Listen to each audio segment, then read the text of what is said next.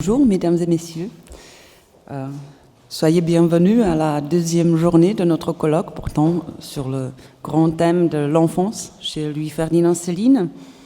Et j'ai la joie et l'honneur de vous présenter, vous le voyez, Anna-Marie Alves, qui est professeure au département des langues étrangères à l'École supérieure de l'éducation de Bragança, au Portugal. Anna-Marie Alves est auteure d'une thèse de master sur l'antisémitisme de Louis-Ferdinand Céline, qu'elle a écrit en 2003, puis elle est auteure d'une thèse de doctorat au titre Guerre et exil chez Louis-Ferdinand Céline, soutenue en 2009 et parue en 2013 chez Peter Lang. Donc, nous connaissons Anna-Marie Alves des colloques de Dinard ainsi que de colloques de Berlin, et nous attendons avec impatience son propos d'aujourd'hui. Voilà. Merci Alice. Bonjour. Je vais commencer par une référence de Mort au crédit et tout mon texte, ma présentation tournera justement sur ce texte de l'édition de la Pléiade. Le titre de ma communication s'intitule « Souvenirs d'enfance dans Mort à crédit, le décès de la grand-mère ». Elle a voulu me dire quelque chose, ça lui rappelle la gorge, ça finissait pas. Tout de même, elle y est arrivée. Le plus doucement qu'elle a pu. « Travaille bien, mon petit Ferdinand », qu'elle a chuchoté. La mémoire de cet extrait nous renvoie d'emblée au récit d'enfance de Ferdinand, dans lequel il établit un dernier contact avec sa grand-mère. Celui-ci se déroulera dans le deuxième roman de Céline, Mort à crédit. À sa parution, ce roman est considéré scandaleux, obscène, violent. C'est pourtant dans ce contexte que l'auteur raconte, par le biais et le regard d'enfant de son narrateur Ferdinand, la mort de sa grand-mère. Caroline, avec délicatesse et tendresse. D'après Frédéric Vitou, elle a contribué à l'éducation de Ferdinand. Caroline, dit-il, est chargée de l'enseigner, de lui donner ses premiers rudiments de lecture. Elle a encore participé à la formation de son caractère, à son apprentissage du monde et de la misère. Le témoignage de Ferdinand à ce sujet en est la preuve. Dans la journée, j'avais grand-mère. Elle m'apprenait un peu à lire. Elle-même savait pas très bien. Elle avait appris très tard, ayant déjà des enfants. La complicité entre grand-mère et petit-fils se confirme quand l'enfant affirme « Elle se rendait bien compte que j'avais besoin de m'amuser ». Que c'était pas sain de rester toujours dans la boutique, d'entendre mon père, l'énergumène, beugler ses sottises. Ça lui donnait mal au cœur. On remarque que l'éducation donnée par le père est contraire à celle de la grand-mère, qui s'efforce de transmettre à Ferdinand son enseignement. On comprend dès lors que l'attachement que l'enfant porte à sa grand-mère se doit aussi au fait que, contrairement à son père, elle ne le violente pas. Elle lui laisse la possibilité de découvrir, de s'épanouir. Ce rapprochement entre l'enfant et Caroline montre combien sa présence marque le réconfort, le bien-être entre ces deux personnages. Le décès de Caroline marquera pour toujours l'enfant qui sentira pour la première fois l'expérience de la mort. Nous nous proposons de développer cette liaison entre Ferdinand et sa grand-mère. Nous tenterons par la suite de comprendre la perception de l'enfant face à la mort. Finalement, nous nous attarderons à découvrir la relation que les adultes ont avec l'enfant lors de cette expérience bouleversante, remarquant par ailleurs le langage enfantin qui amplifie la grande émotion face à cette situation difficile. Avant d'entrer dans le vif du sujet, il nous paraît important de souligner le choix comme pseudonyme du prénom de sa grand-mère, Céline. Ce fait montre combien les rapports entre ce petit-fils et cette grand-mère, Céline Guilloux, étaient très proches. Comme le constate François Gibault, son biographe, il s'agissait d'une révélation privilégiée. D'après l'auteur, il s'était vite établi entre eux une sorte de complicité. L'aïeul, adorant cet enfant, lui était de son côté rapidement tombé sous le charme de cette grand-mère autoritaire et affectueuse, désabusée et sarcastique, qui critiquait si fort et si juste, n'épargnant ni sa fille ni son gendre.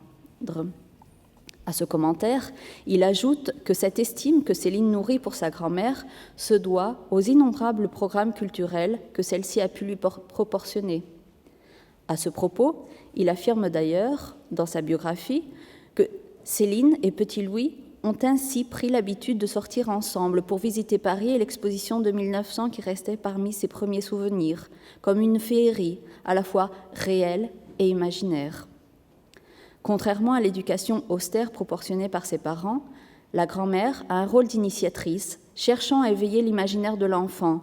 Céline s'en rappellera et en fera mention dans Féerie pour une autre fois, soutenant « Moi, qui ai été à l'hippodrome, au cirque d'hiver, avec ma grand-mère, à une époque, je peux l'affirmer, où on s'occupait de féerie. » Dans Mort à crédit, sa mémoire ira plus loin, et il témoignera que le rêve était bien présent dans ses souvenirs d'enfance. Grand-mère, elle se rendait bien compte que j'avais besoin de m'amuser, que c'était pas sain de rester toujours dans la boutique, d'entendre mon père l'énergumène beugler ses sottises, ça lui donnait mal au cœur. Elle s'est acheté un petit chien, pour que je puisse un peu me distraire en attendant les clients. Cet attachement entre petit-fils et grand-mère se perçoit par les souvenirs de divertissement que l'auteur rapporte, comme ses allées au cinéma à l'âge de 7 ans. 3 fois par jeudi, dans la lune avec ma grand-mère, ça se passait au cinéma Robert Houdin, qui est devenu le musée Grévin, autour des années 1907. On montait dans un obus, ça se coûtait 50 centimes. On arrivait jusqu'à la lune et on recommençait. Ça m'amusait beaucoup. J'ai fait cela 100 fois. Le portrait de grand-mère Caroline naît de la mémoire de cette relation chaleureuse, amicale, bienveillante. Elle, qui avait pris en main les évasions de son petit-fils, éveillera également son apprentissage de la lecture, l'éloignant, encore une fois, de l'éducation paternelle, et marquant de la sorte le fossé, l'opposition de ces deux personnages, le père qui représente l'autorité et grand-mère Caroline qui, d'après Frédéric Vitou, était la seule à ne pas le violenter dans un univers abject dont il ignorait encore, de moins en moins, les règles de mensonge, seul aussi à le laisser parler, s'épanouir, en d'autres termes, apprendre. Dans Mort à crédit, cet apprentissage sera mentionné à maintes reprises par le petit-fils. Dans la journée, j'avais ma grand-mère. Elle m'apprenait un peu à lire. Elle-même savait pas très bien. Elle avait appris très tard, avec déjà des enfants. Je peux pas dire qu'elle était tendre ni affectueuse, mais elle ne parlait pas beaucoup. Et ça, c'était déjà énorme. Et puis, elle m'a jamais giflé. Mon père, elle l'avait en haine. Elle pouvait pas le voir avec son instruction, ses grands scrupules, ses fureurs de nouilles, tout son rataplan d'emmerdé. Elle m'achetait encore à la marchande, sur sa chaufferette, les belles aventures illustrées. Elle me les cachait, même dans son froc, sous ses 3 jupons. Papa voulait pas que je les lise, des futilités pareilles. Il prétendait que ça dévoie, que ça prépare pas à la vie, que je devrais plus apprendre l'alphabet dans des choses sérieuses. J'allais attendre mes 7 ans. Bientôt, j'irai à l'école. Il fallait pas qu'on m'égare. Par la lecture de cet extrait, nous vérifions que, contrairement à ce que son père défendait, le petit Ferdinand aura été instruit, bien avant la scolarisation, par sa grand-mère, Caroline, dans la futilité qui le dévoie. Grand-mère Caroline, pour qui l'enfant vouait une grande affection, sera donc responsable de la construction de caractère de l'apprentissage réel et irréel de ce dernier. Dû à cette première approche vers le chemin de l'enseignement, le petit Ferdinand se sentira dépaysé lors de son premier contact avec l'éducation officielle, éprouvera même un grand malaise physique, comme nous pouvons le constater dans ce témoignage que l'auteur fait question de souligner. C'est grand-mère elle-même qui m'a conduit pendant 8 jours, le 9e, je suis tombée malade. Arrivé à la boutique, j'en finissais pas de vomir. Il m'a monté dans tout le corps de telles bouffées de fièvre, un afflux de chaleur si dense que je me croyais devenue un autre. Pour marquer la séparation entre grand-mère, l'éducatrice, et le petit Ferdinand, l'apprenti, Céline fera coïncider le rétablissement de l'enfant avec la mort de celle-ci, comme si l'auteur eût voulu souligner que la disparition de sa grand-mère Caroline était définitive, de la même façon que le choc de 2 univers distincts d'apprentissage serait dès lors déterminé. Pour mettre en marche ce procédé de coïncidence et pour manipuler son propre vécu, Céline inverse la chronologie de cet épisode, vu que la mort de grand-mère Guillou date du 18 décembre 1904, donc 4 ans après la scolarisation officielle de Ferdinand. Cette inversion pourrait aussi être interprétée comme une leçon de vie, que Céline aurait voulu glisser entre lignes, se rapprochant par exemple de ce que Musset défendait à son époque. L'homme est un apprenti, la douleur est son maître, et nul ne se connaît tant qu'il n'a pas souffert. La violence de ces deux incidents, la mort d'un être cher et l'approche d'un nouvel univers d'initiation, ne seront-ils pas tous deux un pas vers une nouvelle épreuve, celle de la douleur, celle de la souffrance? L'ambiance dans laquelle le petit-fils vit la mort de sa grand-mère n'est-elle pas son premier choc de douleur absolue? L'enfant assiste à l'agonie de sa grand-mère Caroline jusqu'à son dernier soupir, comme nous pouvons le deviner dans cet extrait un peu long de Mort à crédit, qui illustre si bien cet incident et montre la perception que Ferdinand a de l'expérience de la mort. Alors moi, on m'a fait entrer sur le lit. J'ai bien vu comme elle luttait pour respirer, toute jaune et rouge, qu'était maintenant sa figure avec beaucoup de sueur dessus, comme un masque qui serait en train de fondre. Elle m'a regardé bien fixement, mais encore aimablement, grand-mère. On m'avait dit de l'embrasser. Je m'appuyais déjà sur le lit. Elle m'a fait un geste que non. Elle a souri encore un peu. Elle a voulu me dire quelque chose. Ça lui rappelait le fond de la gorge, ça finissait pas. Tout de même, elle y est arrivée, le plus doucement qu'elle a pu. Travaille bien, mon petit Ferdinand, qu'elle a chuchoté. J'avais pas peur d'elle. Elle se compromettait à fond. Après, tout c'est vrai, en somme. J'ai bien travaillé, ça regarde personne, hein. À ma mère, elle a encore voulu dire quelque chose. Clémence, ma petite, fais bien attention. Te néglige pas, je t'en prie, qu'elle a pu prononcer encore. Elle étouffait complètement. Elle a fait signe qu'on s'éloigne, qu'on parte dans la pièce d'à côté. On a obéi. On l'entendait. Ça remplissait l'appartement. On est resté 1 heure au moins, comme ça contracté. L'oncle, il retournait à la porte. Il aurait bien voulu la voir. Il n'osait pas désobéir. Il poussait seulement le battant. On l'entendait davantage.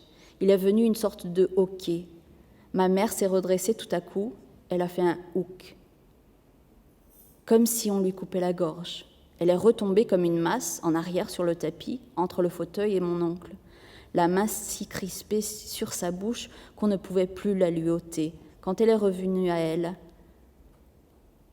elle a dit « Maman est morte », qu'elle n'arrêtait pas de hurler. Elle ne savait plus où elle se trouvait. Et l'enterrement est arrivé. L'oncle Édouard, tout seul, s'était appuyé pour toutes les courses. Il avait fait toutes les démarches.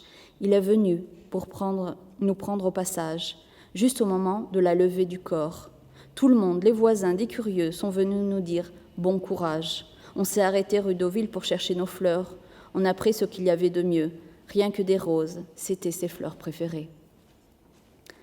La perception que l'enfant a face à la mort peut être explorée tout au long de cet extrait en étudiant l'énonciation dans laquelle on entrevoit d'une part l'omniprésence de l'enfant à partir de l'emploi de la première personne, d'autre part, nous vérifions que celle-ci est signalée par l'utilisation de vocabulaire qui reflète un discours enfantin, manifesté par le recours de phrases simples et courtes.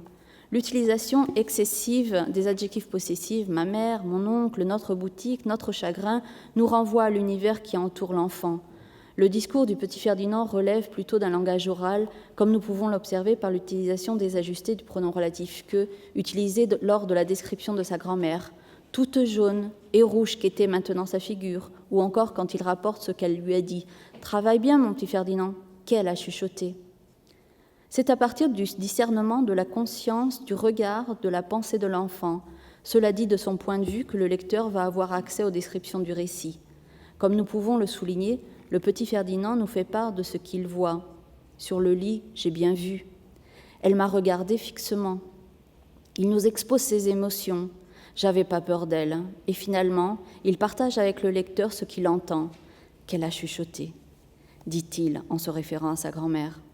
De la sorte, il est clair que c'est à partir d'une focalisation interne, c'est-à-dire du regard subjectif de l'enfant, de ses réflexions, de ses émotions, de ses impressions, de la mémoire vive de l'événement que le lecteur connaîtra captera l'univers dans lequel il se débat et vit le décès de grand-mère Caroline. Cette reconstitution de l'incident, faite par l'utilisation du style direct, semble nous rapprocher de Céline, qui paraît revivre cette tragédie au détail. Ainsi, il nous fait entendre les cris de sa mère qui hurlait « Maman est morte !» ou encore les paroles de soutien de la famille faites par les voisins qui présentaient leurs condoléances « Bon courage !» Le rappel précis de ces paroles montre combien Céline reste attachée à cette expérience traumatisante qui a été celle de son enfance. À cet égard, il affirmera « Des souvenirs, c'est tenace, mais c'est cassant, c'est fragile. » C'est justement dans cette ambiance de vulnérabilité que Petit-Fils décrira sa famille en faisant ressortir une certaine modestie vécue par son entourage, une certaine pénurie, une certaine misère, qui est en fait la toile de fond des romans de Céline. La description faite de l'espace par l'enfant nous renvoie d'emblée dans un endroit étroit, irrespirable, où d'après lui, grand-mère étouffait complètement, où elle a fait signe qu'on s'éloigne, qu'on parte de la pièce d'à côté, on a obéi, on l'entendait, ça remplissait l'appartement. On restait 1 heure au moins, comme ça, contracté. Nous pouvons déduire que l'espace se réduit à 2 pièces, la chambre de la mourante et celle où ils ont dû regrouper pour la laisser respirer. Pour marquer cette atmosphère modeste dans laquelle ils vivent, nous pouvons également souligner d'une part la connotation des prénoms, Clémence, la mère, et le Ferdinand petit-fils, qui nous renvoient à un milieu populaire où s'inscrit l'utilisation d'un vocabulaire simple et un emploi de négation incomplète qui témoigne un discours assez humble, comme l'attestent les paroles de grand-mère « Te néglige pas » et de Ferdinand « J'avais pas peur d'elle ». L'effet de répétition utilisé à maintes reprises est aussi une empreinte de cette parole populaire et renforce le vocabulaire exclusif d'un enfant. Elle a voulu me dire quelque chose, ou encore à ma mère, elle voulait aussi dire quelque chose. D'autre part, il nous semble aussi important de signaler la préoccupation qui envahit l'esprit de grand-mère face à l'avenir de sa fille et de son petit-fils, qui dégage la dimension tragique, dramatique d'un futur incertain, caractéristique d'un milieu appauvri. À sa fille, elle lui dira « Fais attention, te néglige pas, je t'en prie », et à son petit-fils, elle lui confiera « Travaille bien, mon petit Ferdinand ». Tout au long de cette expérience de la mort, la description qui est faite des proches qui entourent Ferdinand est aussi révélatrice d'une modestie marquée par leur réaction face à la situation vécue. La mère apparaît absolument bouleversée, fragilisée. Elle n'arrêtait pas de hurler, elle ne savait plus où elle se trouvait. L'oncle Édouard, dont la principale caractéristique est le silence, semble intérioriser sa douleur. D'après le petit Ferdinand, il en avait aussi de la peine. Il ne la montrait pas, il n'était pas démonstratif. Au sujet de ce personnage, Frédéric Vitou ajoute que, à l'égal de la grand-mère, l'oncle Édouard représente pour l'enfant une présence de réconfort. C'est en effet auprès de lui que petit Ferdinand trouvera l'apaisement souhaitable devant une situation de souffrance. La mère, l'oncle et le petit-fils paraissent ressentir une certaine culpabilité d'être en vie face à la mort de grand-mère Caroline, et cela peut se vérifier par l'affirmation de Ferdinand. On avait une sorte de honte, comme si on était des coupables. On n'osait plus de tout remuer pour mieux garder notre chagrin. On pleurait avec maman, à même sur la table. On n'avait plus faim, plus envie de rien. On tenait déjà pas beaucoup de place et pourtant on aurait voulu pouvoir se rapetisser toujours. Demander pardon à quelqu'un, à tout le monde, on se pardonnait les uns les autres. On suppliait qu'on s'aimait bien. On avait peur de se perdre encore, pour toujours, comme Caroline. Ce sentiment de culpabilité montre combien l'expérience de la mort peut être absolument troublante pour un enfant, mais celle-ci le sera aussi pour les adultes. En effet, tous se sentent dépassés, dévastés par la perte d'un être cher. Nous pouvons à présent affirmer, pour terminer, que la mémoire du petit Ferdinand restera marquée à jamais par cette expérience remplie de violence, mais aussi de tendresse, d'affection. La description détaillée que l'enfant en fait, les sentiments qui en émergent, nous en rapprochent de telle façon que nous avons l'impression de revivre la situation, partageant la souffrance du petit Ferdinand. Là est l'intention de Céline, toucher le lecteur par le traumatisme de l'événement pour que ce dernier tombe en pitié, s'identifiant au personnage qui subit l'infortune de la mort, ou bien reconnaissant dans celui qui y assiste l'évidence d'une mort à crédit. Ne sommes-nous pas tous amenés à disparaître ? Le décès de grand-mère Caroline est marqué par une onomatopée, Ouk, à partir de laquelle Céline souligne la brièveté de la vie qui s'éteint d'une seconde à l'autre.